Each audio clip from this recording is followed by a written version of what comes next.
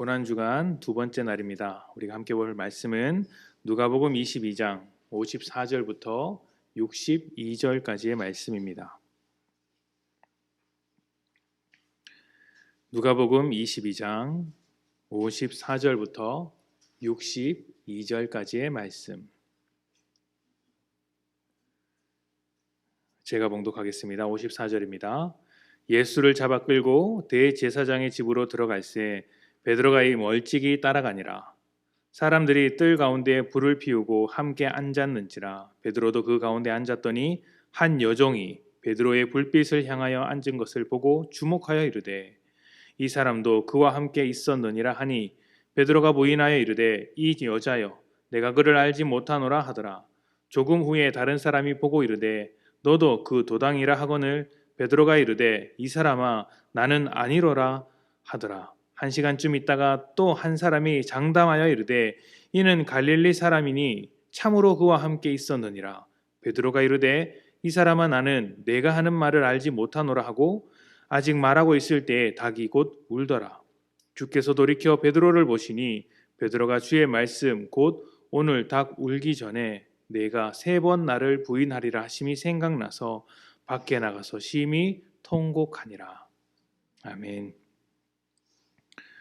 성경에는 예수님과 제자 사이에 있었던 많은 이야기들이 있습니다. 그 중에서 베드로는 다른 제자들보다 훨씬 많은 이야기를 가지고 있는 것 같습니다. 처음 갈릴리 호수에서 수많은 물고기를 잡으며 예수님을 만난 일이나 베드로의 장모를 고쳐준 일, 또 이제 변화산에 함께 올라가서 영광스럽게 변하신 예수님의 모습을 목격한 것 뿐만 아니라 예수님과 함께 무리를 걸은 사건들은 다른 제자들이 겪어볼 수 없었던 대단한 일입니다.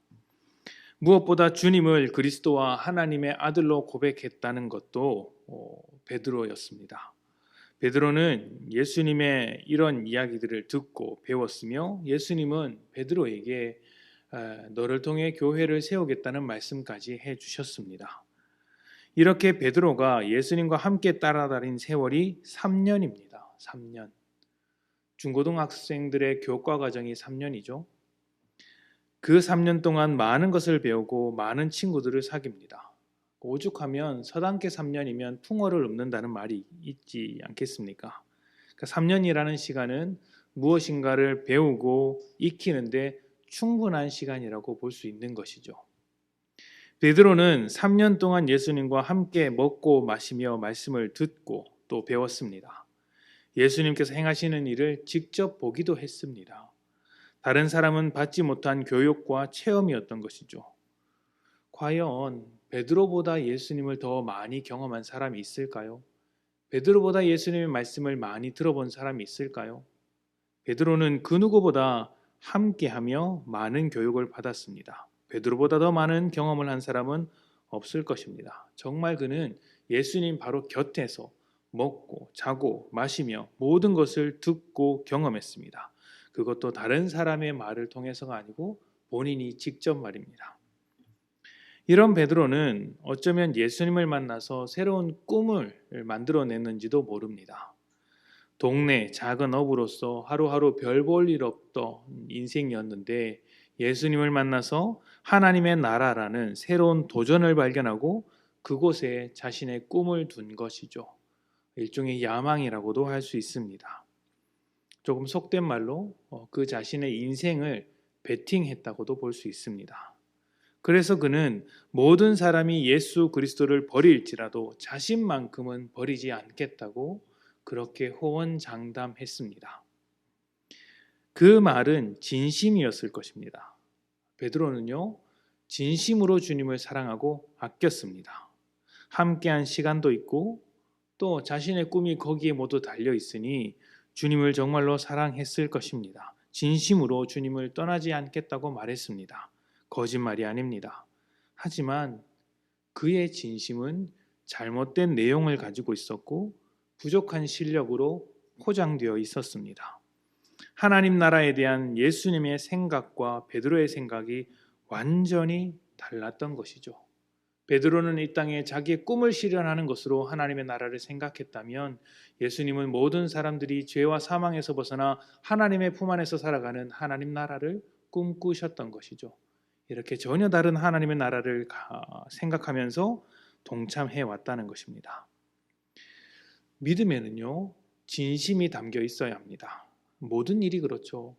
진심 없는 일과 진심이 담겨 있는 일, 이 둘 중에 어떤 일이 좋은가라고 하신다면 다 진심을 담아두고 하는 일이 필요하다고 하실 것입니다. 그런데 진심으로만 해서는 곤란합니다. 진심으로만 해서는 문제가 생길 수 있습니다. 진심이기 전에 제대로 된 내용이 있어야 한다는 것이죠. 김치찌개를 끓이는데 옆에서 진심으로 도와준답시고 진심으로 된장을 퍼서 가져오면 그게 도와주는 게 아니죠. 일을 망치는 것입니다. 운전을 대신 해주겠다고 진심으로 말하는 사람이 알고 보니 운전 실력이 형편없거나 운전면허증도 없더라. 그러면서 도와주겠다고 말하면 여러분은 그 사람에게 운전대를 맡기겠습니까? 그럴 순 없죠. 진심으로 한다고 다 좋은 것이 아닙니다. 진심으로 한다고 다 옳은 것도 아닙니다. 그런데 우리는 내가 진심이니까 괜찮아 라고 말하는 경우가 있더라는 것이죠. 진심은요, 태도일 뿐입니다. 태도인 것이죠. 잘못된 방향으로 진심이 된다면 오히려 큰 문제를 일으킵니다. 그래서 진심에는 정확한 내용과 실력이 따라와야 하는 것이죠. 그렇지 않다면 진심을 가진 그 사람은 가장 열심히 방해하는 사람이 될지도 모릅니다. 베드로의 말과 행동은 진심이었을지는 몰라도 제대로 된 내용이 아니었고 제대로 된 실력을 갖추지도 못했습니다. 그는 자신의 야망을 따라다녔을 뿐 예수님께서 이루시는 구원이 무엇인지 하나님의 나라가 무엇인지 전혀 알지 못했습니다. 그래서 어떻게 됩니까? 그렇게 호언장담했음에도 불구하고 십자가 아래에서 예수님을 부인하게 된 것이죠. 그것도 3번이나 말입니다. 그가 정말로 부활을 믿었다라면, 그가 정말로 예수님께서 그리시는 하나님의 나라를 이해하고 있었다면, 십자가의 은혜를 알고 있었다면 십자가 앞에서 그렇게 예수님을 부인하지는 않았을 것입니다. 누가복음 22장 59절부터 62절입니다. 1시간쯤 있다가 또 한 사람이 장담하여 이르되 이는 갈릴리 사람이니 참으로 그와 함께 있었느니라. 베드로가 이르되 이 사람아 나는 내가 하는 말을 알지 못하노라고 아직 말하고 있을 때에 닭이 곧 울더라. 주께서 돌이켜 베드로를 보시니 베드로가 주의 말씀 곧 오늘 닭 울기 전에 내가 3번 나를 부인하리라 하심이 생각나서 밖에 나가서 심히 통곡하니라. 예수님께서 사람들에게 잡히시던 때 베드로는 예수님을 알지 못한다고 부인했습니다. 다른 본문을 보면요, 예수님을 저주하면서 부인했다라고 이야기를 해요. 저주하면서. 그냥 나는 저 사람을 모른다는 것이 아니라 저주하면서. 참된 제자라면 바로 지금 가장 심각한 위기의 순간에 예수님 곁에서 예수님의 편을 들어야 합니다. 그게 진짜 제자죠. 그런데 그는 위기의 순간에 예수님을 버렸습니다. 저주하기까지 하면서 예수 그리스도를 버렸습니다. 베드로가 예수님을 부인하는 그 순간에 닭이 울렸고 예수님과 베드로의 눈이 마주쳤습니다. 61절에 보시면 주께서 돌이켜 베드로를 보셨다라고 되어 있습니다. 네, 이 말씀이 무엇이냐면요, 주님께서 의도적으로 베드로를 보셨다는 말이에요. 의도적으로. 베드로에게 이 순간은 너무 부끄럽고 치욕적인 순간이었을 것입니다. 자기의 무능함이 드러나는 순간이며 자신의 더러움이 드러나는 순간입니다. 이전까지는 자기가 이런 존재인지 몰랐을 것입니다. 그러니까 나는 절대로 예수를 떠나지 않겠다고 호언장담을 했던 것이죠. 나는 그런 사람들과 다르다고 했던 것이죠.